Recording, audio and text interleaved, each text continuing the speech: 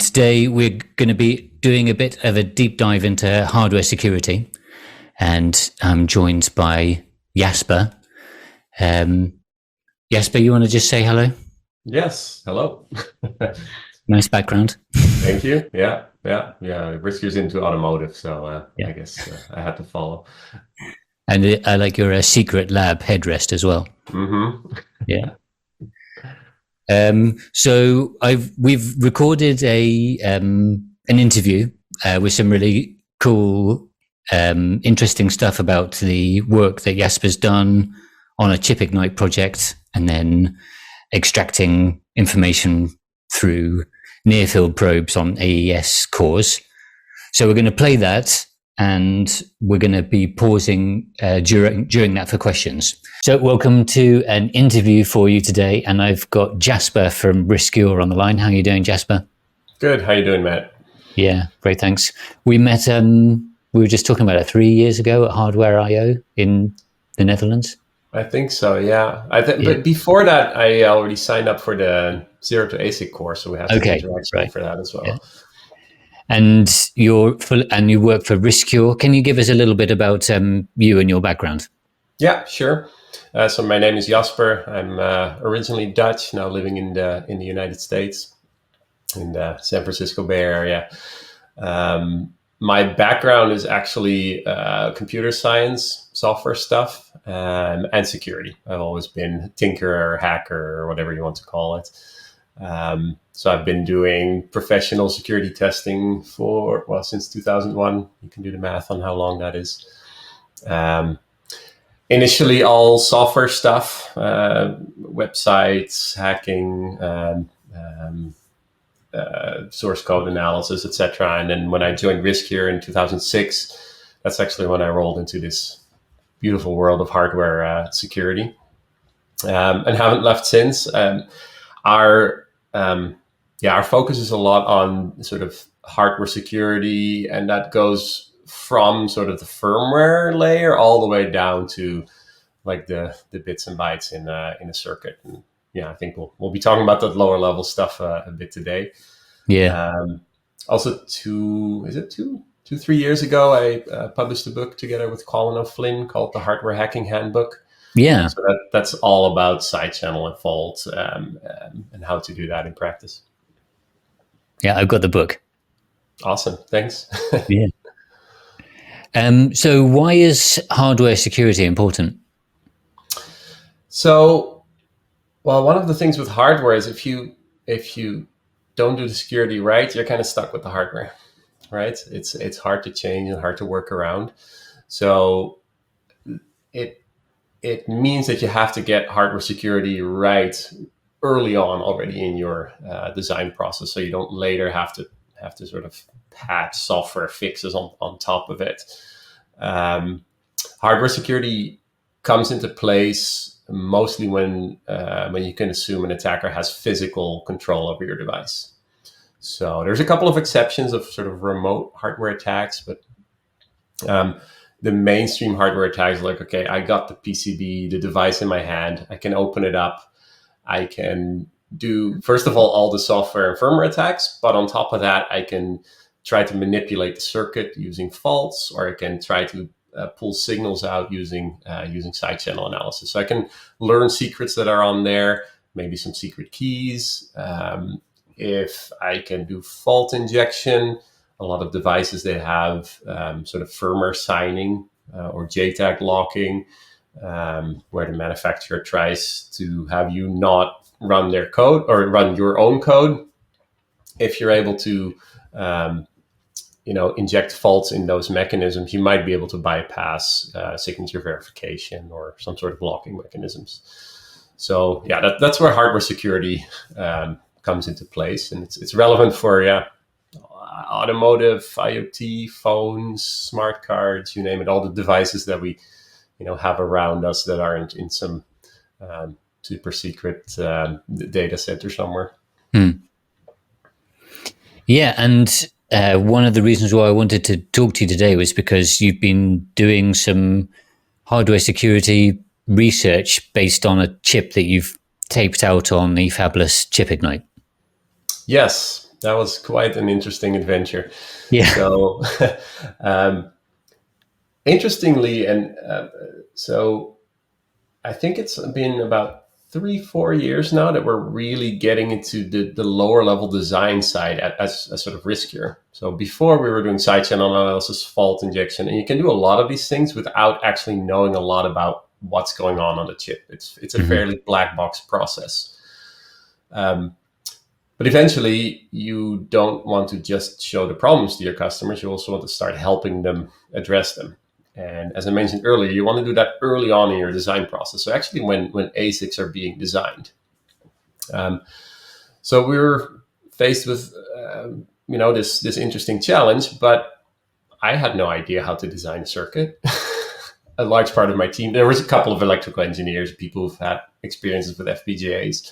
But once we decided, like, hey, we really want to help our customers with this, I need, and a few of my team members had to get up to speed. Okay, what does it actually mean to design an ASIC? And instead of just, jumping in the literature, we're like, okay, let's do a hands-on approach. Let's just make our own chip and figure out what we can do there. Of course, we didn't want to just throw a chip at the wall, so we planned out a little bit on, okay, what do we want to do with this chip? So we designed a couple of cores that had an AES, which is a cryptographic algorithm on it. We put some Pico RV32 cores on there, one with some fault injection countermeasures and one without. So we could essentially create this chip, get that kind of experience, but also on the back end have a chip that we can experiment with, where our specific interest was like, okay, can we start, again, going back to pre-silicon analysis, can we start predicting pre-silicon what the vulnerabilities are that we're going to see post-silicon? And that's sort of our bigger research umbrella. Fascinating. Oh, endlessly fascinating. Yeah. Yeah. And I guess you can get some of the way there with FPGAs. To a point, yeah. So FPGAs, they allow you to load like an RTL design and run execute that essentially on a chip. So from a functional perspective, theoretically, functionally, they're supposed to be exactly the same as the ASIC. Up to the clock cycle, you should get the same functionality. What you do see is that because side channel analysis and fault injection as well, they really deal with the physical characteristics of a chip. And that's, of course, completely different in an FPGA versus an ASIC. So you can get up to some point when it's sort of more about the functional or what happens at what clock cycle. But when you really get down to like the nitty gritty of side channel and fault, FPGA is not a great predictor for what's going to happen on your ASIC. So you want to tell us a bit more about the design that you made, or show us something? Yeah, sure. Let me. I think we should probably start just with the design. I don't know if you can you see this? Yep. Oh, you've even got a Riscure logo on there. Well done. Yeah, we can talk about that as well. True professionals. So you see a number of blocks here, and like I mentioned, we had several AES cores and we had a couple of Pico cores. So the top two ones you see here are the two Pico cores, and these 7 blocks here are the various AES cores.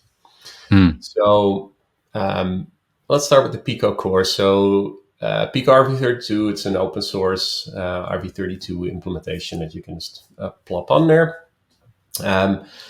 We integrated it with this open SRAM you see in the top left here, because you need to load your program somewhere. And then we have 2 cores here. As you see, one a little bit smaller and one larger one. The smaller one is actually the vanilla core. It's just Pico RV32 unadulterated.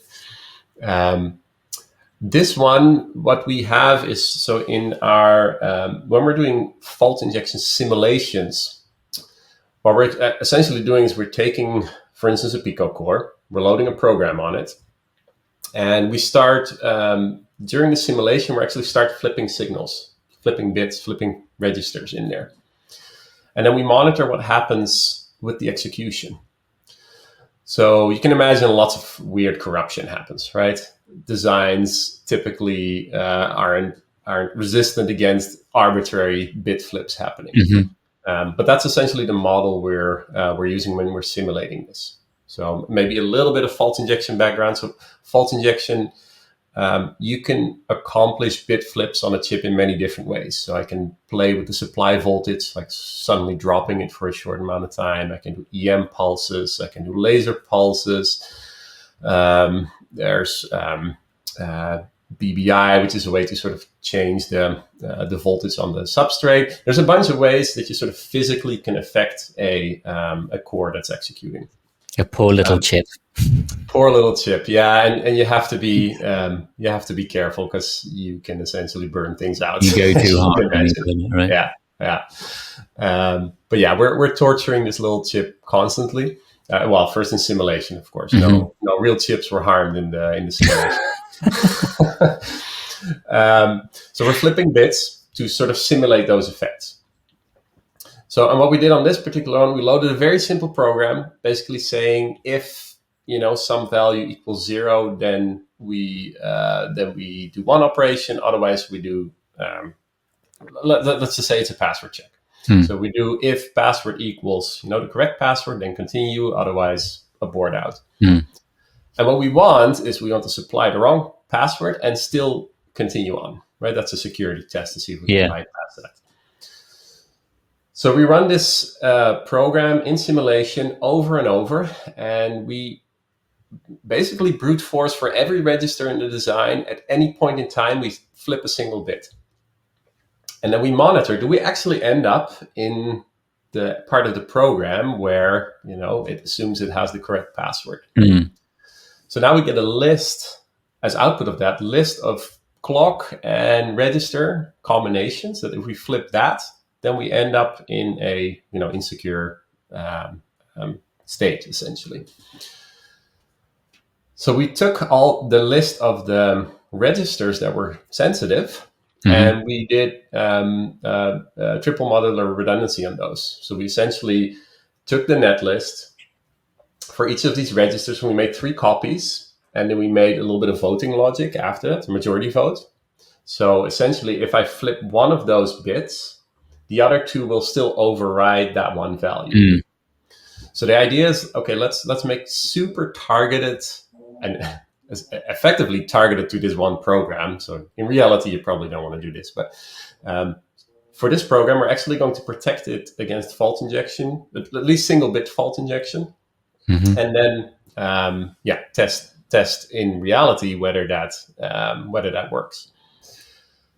And then reality came along, unfortunately, and we're still stuck. We're unable to get these Pico cores up. We think it has something to do with the SRAM that we mess in simulation. It works. So if we if we simulate the design, it's working fine.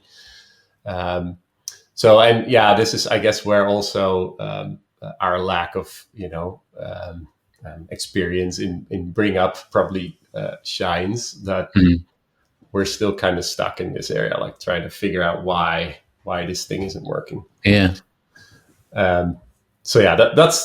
the Pico cores so far. Another thing we used obviously we used a lot of open source here, right? So we have the open source Pico cores. The AES cores are open source as well. We used multi-project tools, which is one of your projects, I believe. To sort of tie it all together. We opted not to have kind of a bus that maps everything at different addresses, because we were a little bit conservative. We're like, we're doing this for the first time. If we screw up one block and it blocks the bus or something like that, we don't want the whole system to not function. So we use multi-project tools, which essentially through the logic analyzer bit allows you to select which core Yeah. is allowed to actually talk on the bus. Mm-hmm. So we're using that. So good news is the AES scores all seem to work. So Great. that seems to work. And essentially, we have a setup. I can show you that as well in a bit. Where we have a tool called Inspector. Mm-hmm. Inspector generates a plain text that gets sent to the management core over UART, that then sends that to the AES core to do an encryption. Encrypted result goes back to the management core, goes back to Inspector. And at the same time, we're taking these electromagnetic measurements. So we're actually looking at what the field over a particular point in this design is Cool. doing. Yeah, must have to get pretty close then. Yeah, I can.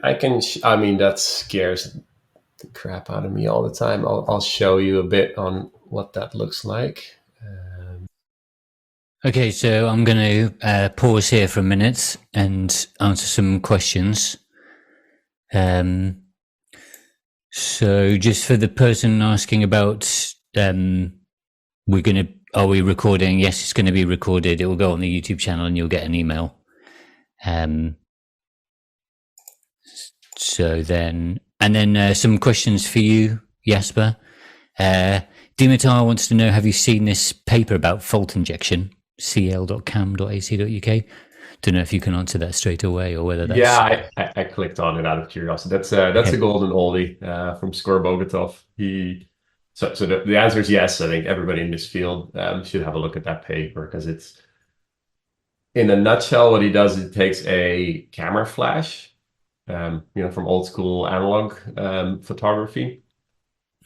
He takes a piece of aluminum, makes a little pinhole in there, and then just flashes the camera through the pinhole and then focuses it. I think it was on a PIC microcontroller or something like that, and use that to do fault injection, which is sort of a really inexpensive way of proving the point that this can work. We usually use lasers for a similar purpose, for the reason that they're a lot more controllable. So we can control like the location better and the timing better. But it's essentially the same principle. As you hit a transistor with photons, you change the conductivity there, and therefore you inject a fault. Yeah, nice paper to read if you're interested in this field. And on a similar topic, Samarth asks, how do you simulate laser pulses for fault injection simulation? Yeah, that's a good question. And it goes in a similar bucket of how do you simulate voltage pulses, and how do you simulate EM pulses, and how you simulate all these things for laser, which we don't have a great answer for, because these are sort of physics simulations that are really expensive in terms of computational power. So it's hard to get performance out of there that's sort of meaningful if you need to run millions of simulations. So what we instead do is sort of the poor man's version is you flip single bits. That's not actually what happens. So a laser does not flip actually a single bit. If you look at the laser spot size, you have a sea of gates in there usually. You probably flip a few. What's interesting though is if you simulate, you can of course simulate multiple bit flips as well. And if you do that, you'll actually see that most of the time, not 100%, but somewhere in the high 90%, multiple bit flips actually have one bit flip that's the relevant one. You can sort of ignore the other ones. So the single bit flip model that we're using is a fairly good sort of proxy for most of the other types of faults. Great, good answers. A couple of people are asking, how did you decap the chip, and is it hard to get it right without destroying something? I'm great at destroying chips, so that's why I went to my friend John McMaster, who was really good at not destroying chips while taking the lid off. So it's a chemical decapping. So you use fuming nitric acid, which essentially eats away the package. Yeah, you have to be a little bit careful for, well, first of all, your own health, but also, yeah, with in the process, you're exposing the die, the bond wires. It's really easy to knock something off. So yeah, I outsource that to people who know better than me. Someone's asking, is the source code of the design available? Not currently, no. That is something that I can discuss internally, though, because there's not a lot of secret sauce there from our perspective. But yeah, reach out to me and we can talk about that. Yeah. Someone's asking also in the chat what your email is. You repeat that at the end, but if you want to tell people now as well. Oh, yeah. It's my first name, Jasper@riscure.com. So JASPER at RISCURE.com. Someone is saying, what does your HSM arch look like? Which I don't know what that means. I don't know. HSM architecture, I guess. Yeah. I'm gonna have to do a little bit of interpreting here. If we're talking about this specific chip, I wouldn't go as far as calling it an HSM. So it's what does HSM stand for? Hardware security module. I think it's okay. usually it's sort of bigger boxes that are used in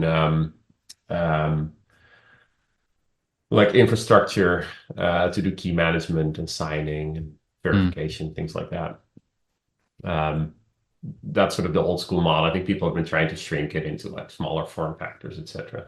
So this is not really an HSM. I wouldn't say it has a few AES cores, and it has I think it's the LightX core on this one. So we can talk to the AES and encrypt and decrypt, but that's about it. There's not a lot of architecture going on here. Yeah. Okay. So we'll continue now with the next part of the video. Someone already asked, like, do we get to see the electromagnetic waves being captured from the chip? And that's all coming up. So stay tuned for that, and we'll keep the questions coming, and we'll answer the next round of questions in the next pause in the presentation. Cool picture. Yeah. So this is a picture where you essentially see this is a electromagnetic probe, one that's actually that's a fancy way of saying a little coil. There's a very tiny coil sitting here.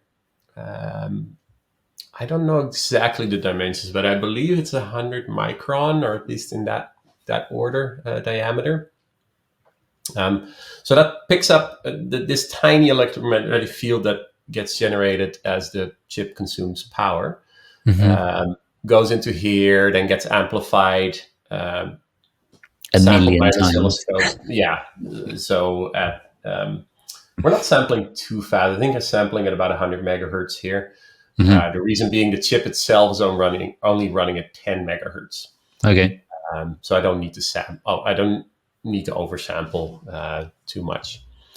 So a close up looks like this. And is that like an air tube on the right? Are you blowing cold or hot air in or something? No, this is one of our cameras, actually. Okay. I'll show you that view in a second. These are remote setups, so while I can be lazy on the couch, you can still do side channel analysis in the lab. This is a zoomed in picture where it actually gets even closer to this. This is a decapped, I guess I haven't mentioned that yet, but this is when you drop a bunch of acid on the chip. I thought you said no chips were harmed. I mean, it's still working. It's just slightly undressed. We did break one. I can show you the picture. So one chip was hard. Crashed the probe into. Yeah, we actually hit one of the bond wires. I think that's this picture. So you can see here, we knocked one of these bond wires off the pad. Yeah. This one is repairable. Like, you can get the bond wire back on. It's come off. Yeah. See, it's supposed to be here, and it's actually hanging here. Yeah. So yeah, once you start scratching this chip surface, then you might be like in more trouble. So, any case, I can show you kind of what happens live. Here, I can see what essentially the live view of where the probe is right now. Okay. Through that camera we showed before, and just for scale, like, this is a small screw head, right? Yeah. So this is a small. This is like 100 micron coil here. You can see how close it is in the reflection. Yeah. We're like I don't know, a paper width away from the chip surface. So you have to be really careful at setting this up and lowering the probe. Let me just, without doing too many complex things here. So this is our control setup. Essentially, it's controlling a picoscope in this case. I was lying. I wasn't sampling at 100 megahertz. I was sampling at 500 megahertz. And we have a stage, an XYZ stage that controls this probe. And then we have we've been calling this chip the Riscure ASIC. So this is the essentially communication protocol with the chip. And we're doing some fancy sort of choosing of what inputs we have that allow us to better analyze the leakage. So if I start this, then here in the out window, you can kind of see the communication. So it's setting the key for AES. And these are the live traces coming in. So that every time we send an AES, we take this acquisition, we see this bunch of noise, and that then comes back. And we collect all that. Here you can see that it's actually running through just different ciphertexts. I can pause it for a second. So AE is a command, AES encrypt, then 16 bytes, and then I get 16 bytes of result back. So that's the basic communication that we get. And those waveforms are the samples from the EM field. Exactly, yes. And at the same time, we can see, actually, I can show that. I'm taking a bunch of traces at one point. So that's not very interesting on the camera, but I can change that here. Here. So I'm just going to take one measurement per point because it's more entertaining to watch. Because you can see the probe lowering down really slowly now. Yeah. It's the scary moment when, no, it's still working. Okay. And it's like really carefully lowering down, and it jumps to the next spot every time it took an acquisition. It's good. Install. Let's look at that later. Cool. My cat is making a cameo appearance here too. Hello, cat. Say hi, Itchy. I tried. So this is taking all these measurements for each spot. I'll stop that for now. Then eventually you get this big. Let me just grab one here. What's a nice one?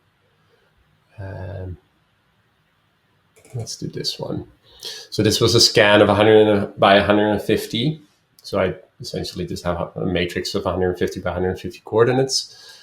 And in this case, I was measuring 48 traces per spot. And 48 encryptions of each the same thing every time. Different encryptions, but all AES on the same core. This was core G, so we called it G spot. No other references there. What you can kind of see is that this has a more regular pattern than what we saw before. And this is actually the AES encryption. So AES is 10 rounds. I think if you look carefully here, I'm not going to try to extract the rounds live here, but you can see a little bit preamble before the AES. Then here the AES starts. With those regular spikes coming down. Very regular, and then here it sort of ends again. Yeah. This is a feature that you see on like unprotected chips, or in this case, it's a large node, like a what is Sky 130, 150 nanometers.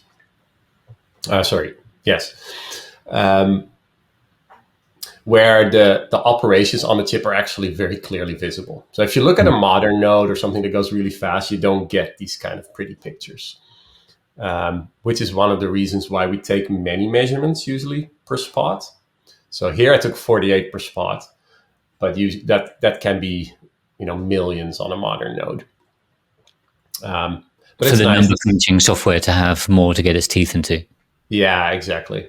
And then eventually you're going to do things like statistical testing. So this is what we call a t-test.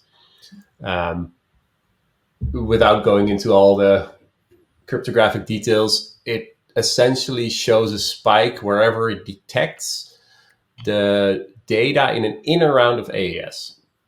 So I kind of get noise here, and then around here you start seeing these spikes going up. That's actually where the inner round of AES is happening, and that completely aligns with sort of being the middle, right? And then for each spot, we can calculate this. So I can scroll through different spots here, and I can see sort of that middle section here that goes higher and lower. But a better way to show this is to actually plot it on an XY coordinate system where you are looking at 150 by 150 spots. Sorry, my VNC screen isn't great. 150 by 150 spots. And then for each spot, we plot the peak intensity. Yeah. And the peak intensity is essentially showing where we're leaking key material, right? That's still essentially what we're doing here. So you get this kind of cool picture where, in this red band here, if I click around in it. Is this aligned to the orientation of the chip? So if you look at the actual GDS layout, it kind of lines up with this. It does, and that's sort of the final goal that we're going for, is to start overlaying these two. Yeah. So far, I mean, what was already known from academic literature is that a lot of the leakage, you would sort of, if you don't know anything about this, you think like, whoa, if the core itself, the one that's operating, that's the one that's going to have the most leakage. Turns out it's actually not true, because there's just the switching activity there is very small, and it gets more concentrated once you go into the larger upper metal layers. So actually the upper metal layers radiate more than metal 1 and the small stuff happening. And then you could argue, well, that means that I should just find wherever the power distribution network is. Turns out that all gets concentrated in bond wires. So actually the bond wire is the thing that radiates most. And that's what we're seeing here in this particular scan. This was actually an earlier scan than it takes quite a long time to build up all the. Yeah, it takes a couple of days to do this scan. So this was actually over the entire package before we had decapped one. Okay. So the actual die of the chip is sort of in this area. So you don't even see where the die is, right? There's no specific die in our IP block so this is actually just an interference pattern. We looked, and this aligns. There's some bond wires here that actually have the VCC supply and the ground for the digital. So you have a VCC digital and VCC analog. That's why you get the high contrast concentrated right there. Yeah. And here as well. So this is essentially the bond wires just radiating and just having this nice EM pattern. What we're still working on is essentially I don't know, I should say this holds as a general rule for very simple chips that are only doing AES. Because now the power consumption is essentially only driving that AES core. Right? Yeah. The management core is just sitting there idling. All the other cores are turned off. This changes if you have a complex SoC where there's all kinds of other cores activity as well, because the bond wires will radiate the accumulation of all these power signals. So it's AES plus these dozen other cores that are happening. So it gets much more noisy. And then there may be an advantage to actually going over the chip and putting the probe over and getting much closer with the decap. Yeah, exactly. So this is of course a very nice, clean design. So we're getting these kind of pictures there.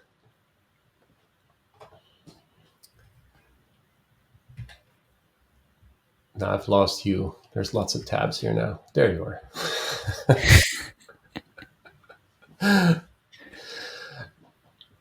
Great. Yeah, no, this has been very interesting, and yeah, I think our next step is to explore better, like how does this relation really work between pre and post silicon. Like it's already been nice to kind of start overlapping these pictures with the GDS, and yeah, more to follow, I guess. Yeah. Work in progress. Yeah. So that's a good point to jump back on the live mode and get a few more of these questions answered. So let's take a look through here. James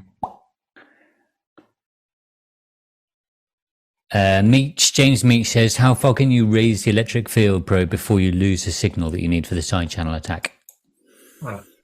Yeah, so this is a near field probe, which roughly means that if you're within, so the diameter of this probe is 100 microns, so you have to be about 100 micron maximum from the chip.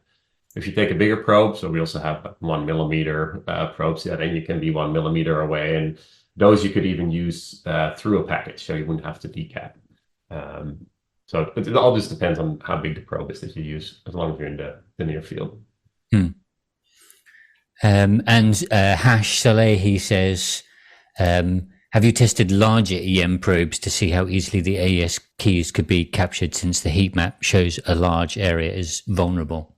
Yeah, actually, specifically on this one, we tried different probe sizes, and what we did is essentially what I just mentioned. So with the larger probe size, we actually used that before decapping. And then we kept on shrinking because we wanted to have sort of a more precise spatial map. And at some point we reached, I think it was 250 or 100 micron, and the probe just showed noise. And that's when we had to decap and get even closer. Okay, so just before we get to the next question, Andrea, can you launch the poll for us? A really valuable part of doing these webinars for us is to know more about you. So when the poll pops up, I really appreciate it if you can fill in the quiz for us. So while you're doing that, we'll get to some more questions. So I'll mark that one as done. So I want to go to Mohammed Gabba. Could this be feasibly used to leak manufacturer keys, for example? Yeah, absolutely, and that's one of the reasons why we do this, right? So we're the good guys. We work with these manufacturers to make sure that whatever keys they have stored in there, that they stay protected. And I guess in relation to that we had a question asked earlier, which was because this is an old process, Sky 130, you've already mentioned it. How many modern ICs are there that are vulnerable to these kinds of attacks? So in principle, everything that is built on CMOS, which is everything, well, quote unquote everything, is inherently vulnerable to this stuff. The reason why it's a little bit easier on this chip is because there's not so many things going on. So the problem is when you start fault injecting on a modern chip, you have to be really precise, so you don't crash any of the other cores, for instance. But the principles are the same. Similar with side channel analysis, like all things leak until you start putting in countermeasures that actually prevent this, or you have a modern chip with lots of other stuff going on that isn't really a countermeasure, so we can usually pick through the noise, but it will make it harder to get signals out. And yeah, so following on from that, we've got a couple of questions saying, can metal 5, the top metal, be used as a makeshift RF shield? Yes, and this has been done. So if you look at modern smart cards, they have something called an active and passive shields, actually. So they use entire metal layers to either have like an opaque layer in there, or they do some sort of snaking pattern. And it's active because they send like codes over that need to propagate through the entire snake. So if you start cutting through the metal layers, they can detect that as well. But yeah, they effectively do a little bit of shielding as well. Although the metal is so thin, it doesn't stop the attack really. It's more meant for that optical inspection, physical probing, etc. Okay. Someone asks, do you always measure EM when you're doing side channel analysis? No, not necessarily. So on these kind of chips that we're doing right now, power consumption would be a fine one too. As I showed in the picture, it was the bond wire that was leaking, which tells me it's actually the power supply that's leaking, or the VCC in, if you will. So you could also measure just that. You forget probes, just put a shunt register in there and measure voltage drop over it. You would probably get a very good signal as well. Again, if you look at modern large SoCs, the EM helps us isolate because, again, there's a lot of things going on. If you look just at the VCC, you're going to capture everything. So EM is a little bit better. EM also works better in higher frequencies than power measurements. Right. And related to that is an instrumentation question. How do you trigger the oscilloscope to take the EM samples aligned with the start of AES? I guess with this chip, because you designed it, you controlled it all, it's like relatively easy. But how would you do that on a chip that wasn't your own? Yeah. So there's a spectrum here. So yeah, on what you just saw, we actually have a GPIO line that we pull high as soon as AES starts. So that's the simplest way. If you have anything programmable, you might be doing that from software as well. Not as greatly aligned, but you can realign things in post-processing, if you will. On the other end of the spectrum, if you have no control over the device, what we typically do is trigger based on patterns in the power consumption. So if you're sort of live looking at what the EM field or the power consumption looks like, you can match against that. So if you know roughly where AES starts, you take a patterns in the EM slightly before it, you match on that, and then you sort of generate a real-time trigger based on that match. But it's definitely an order of magnitude more complex than just waiting for a GPIO to come high. Yeah, you've got like the perfect setup here, haven't you? Yeah. Cool.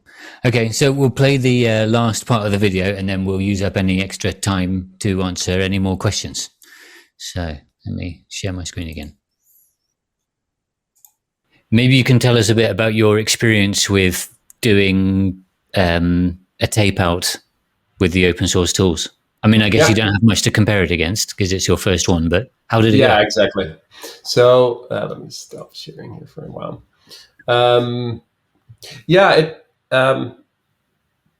To be honest, it was, I think in hindsight, easier than we expected.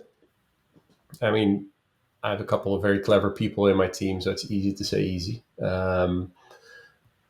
But essentially, I think we spent maybe in the order of weeks putting this together with a group of 4 or 5 people, roughly.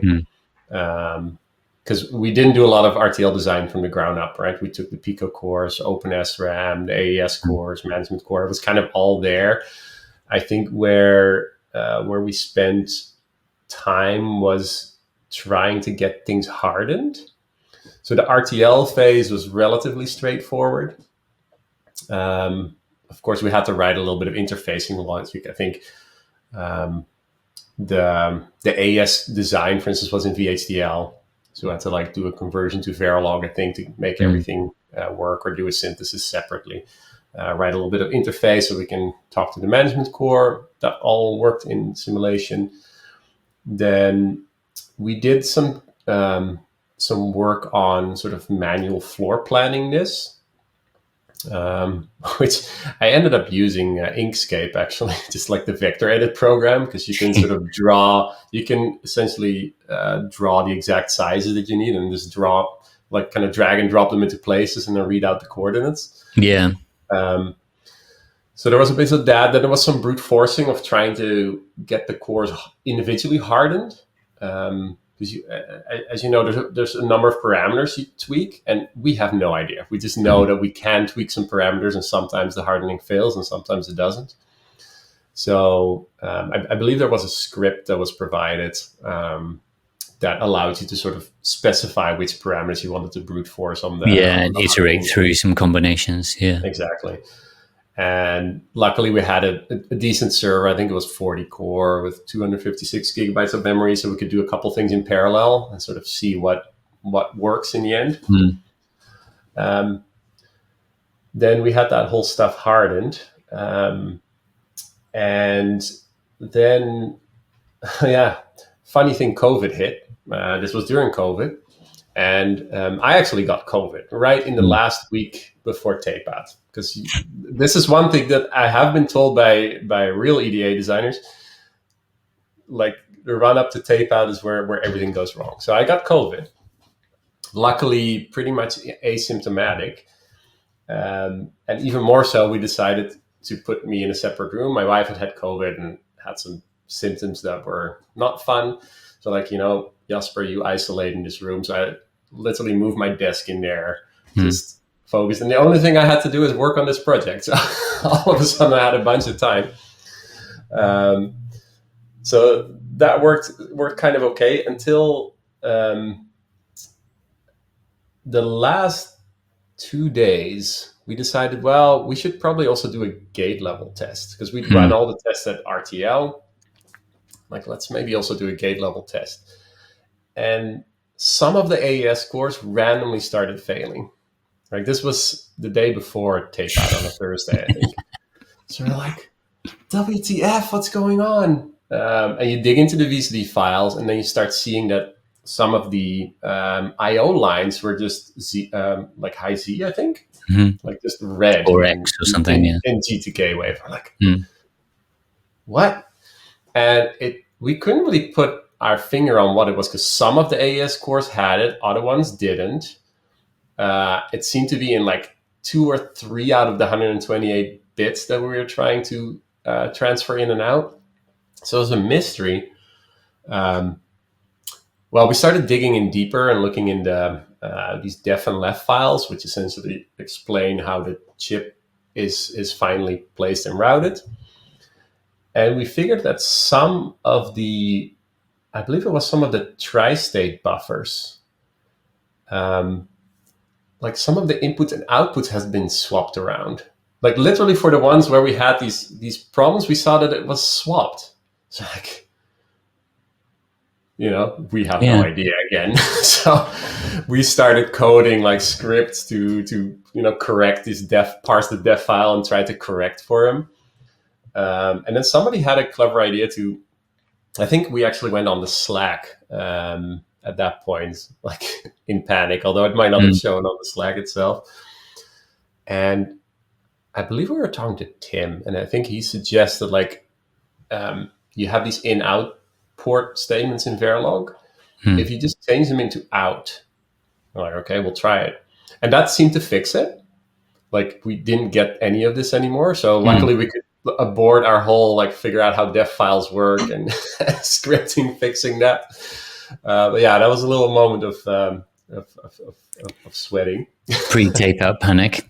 Yes. So yeah, that was fun. There was another part which was because actually before we were maybe a little over enthusiastic, because I think we completed all the RTL tests like a week before or something. And I was sitting in my room, supposedly with COVID, but I had no symptoms. I was like, what am I going to do? So I was like, I have some time to actually put some chip art on this thing. And again, not having any background in how you actually do that, like I think you'd have to go into Magic and do like stuff there. I was like, that's not my expertise. But I know how to write software. So I was like, how hard can it be to make like a PNG to GDS converter? So we could just load a PNG and out comes a GDS. And there was already some projects out there that did this. So I tried that at first. The problem is you get into all these DRC errors. DRC does not like PNG. So this became a little bit of a rabbit hole because I figured out if you have 2 pixels that are sort of diagonal. Yeah, you get a DRC with the corners pointing to each other. Exactly. The Yeah. DRC does not like those corners. So I decided to write an algorithm which essentially identifies clusters that don't have these sort of corners, Mhm. and then put them on different meta layers, so you don't get the DRC errors. I was geeking out about tracing PRGs, finding clusters of pixels, mapping them on the on different meta layers, and that's where the let me share that screen. Did you also remember to set the no fill option so that you can see it? Yeah, I think so, because this was sort of, let me zoom in. Takes a little while. So this is what. Oh, you've got a Nyan cat on there. we got potentially, I don't know, potentially the world's smallest Nyan cat. I was measuring it. It's 220 micron wide. And we got some Space Invaders going, and you can see in the different colors that it's mapped it onto different levels, different meta layers. I open sourced that code. I forget exactly where, but I'm happy to share the URL offline. Yeah. Actually, the corners weren't the only DRC error. One of the final complaints that I got was that this thing wasn't connected to power or ground. So, that's what always messed me up doing GDS art. Is I could make the art and I could get the DRC solved, but then I could never get LVS solved. Okay, so I hacked it a little bit. If you look closely here on the side, you see this VCC D1. So I have one line connected to VCC that's going all the way north to south, and on the other end I have one that's ground. Yeah. And then it stopped complaining.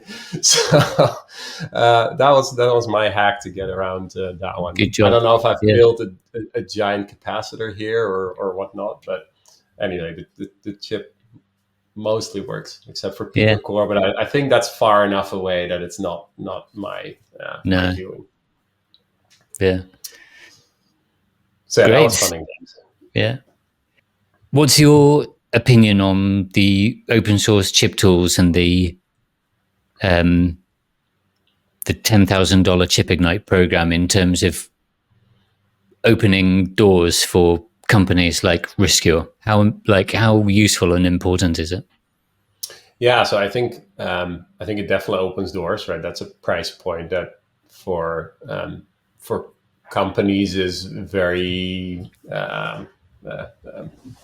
can't think of the English word. Reasonable, I guess. Accessible. That's a better word. Yeah. Probably the engineering time we put in designing is probably more than the 10,000 for the tape out or for the fabrication itself. So I think it allows for a lot more experimentation too, right? So and I think this is one big difference with if you're designing a chip, for real, for production, it's going to cost you a lot of money just to make it. So you also invest a lot of money in validation, right? So I don't know the exact numbers, but I think it's usually like 20% is design and 80% is validation of your time, of your engineering effort into getting to a tape out. But yeah, if you mess up, you blow away a couple $1 million, right? If I mess up here, I blow up 10K plus engineering time. It's much more. But at least you get a Nyan cat. And I got the smallest Nyan cat anyway, until somebody disproves that to me. I don't know. So yeah, it makes it a lot more accessible. And I think in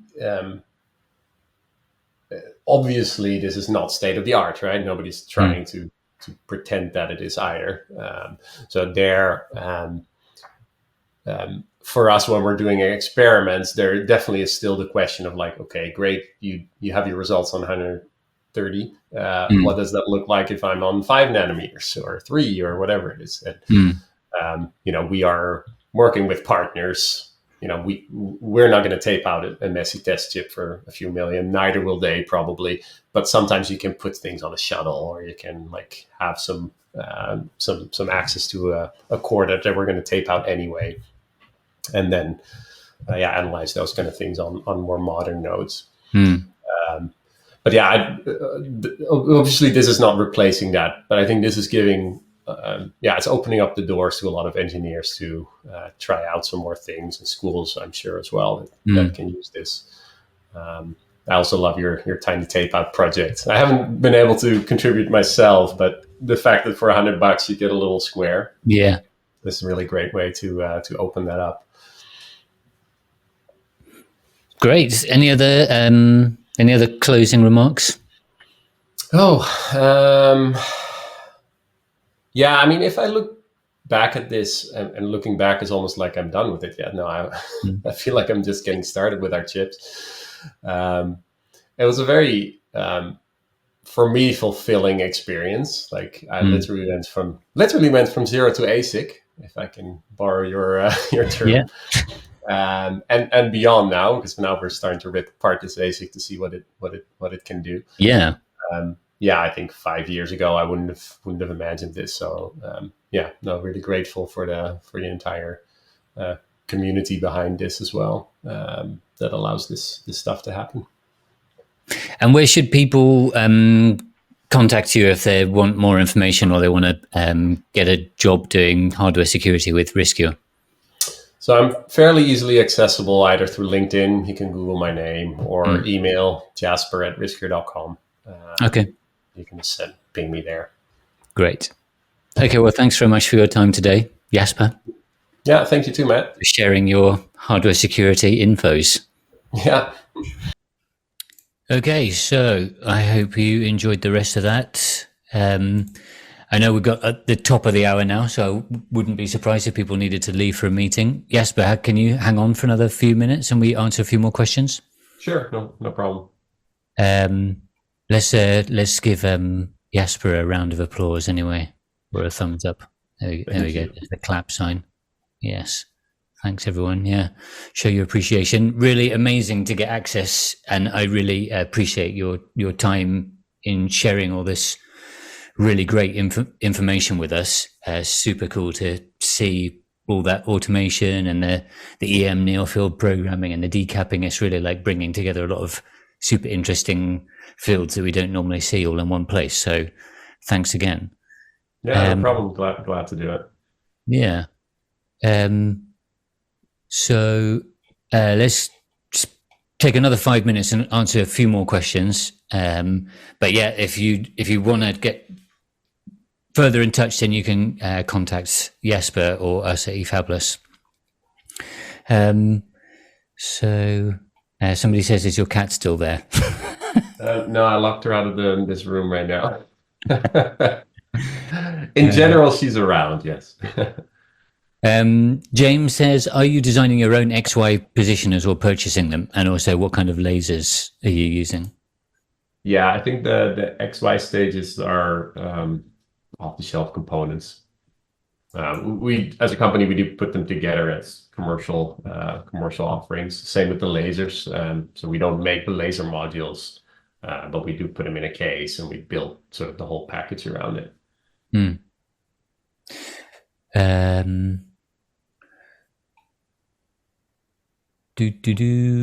Let's see. Tamash says, have you got pictures where the key data isn't going through the bond wires, but is generated and processed internally? So I think what you're meaning here is, I showed this picture sort of graphically of where the leakage is on the bond wires. I have some grainy ones of where the leakage is happening on the die itself. The reason why they're grainy is, as you may recall, I have to take measurements at each position on the chip, and that's like 150 by 150, which I think is 225,000 or something like that, if I remember correctly. So that's already 225,000 measurements if I take one trace per spot. But in order to get my statistics, I have to take at least like 50 for the bond wires.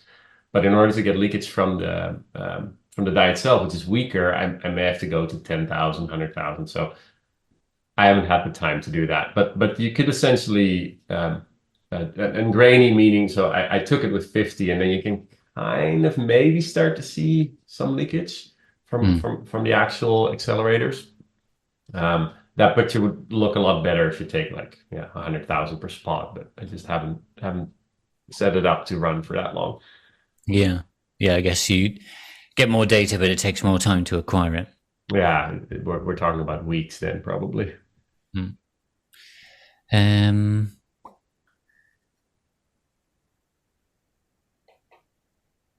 Nicholas says, beyond validating typical security features, have the simulation tools proved useful in other domains related to chip design? Well, that's a very generic question, I think.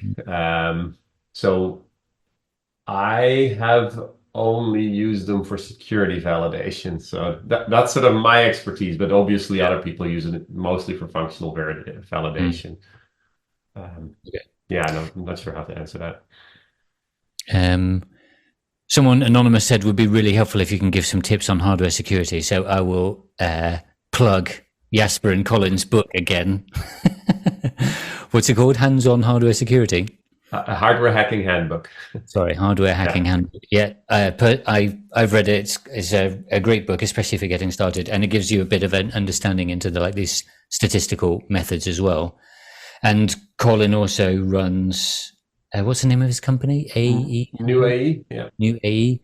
And he makes a tool called the Chip Whisperer, which is a really good starting point for doing this kind of side channel analysis. But you can also do fault injection just with an Arduino and, desolder a capacitor and put a MOSFET on there. I've done that. You can really get started for a low cost. Absolutely, yeah. Hardware hacking handbook. Okay, so I think we'll call it a day there. Sorry we didn't get round to answering everybody's questions, but we've gone past our allotted hour, and I don't want to take up too much of Jasper's valuable time. So just say thanks again for attending the webinar. You'll get a link to the recording, and I hope to see you on the next one. Thanks very much again, Jasper, for joining. Yeah, thank you, Matt. Always appreciate talking to you. Cheers. Bye-bye, everyone. Bye.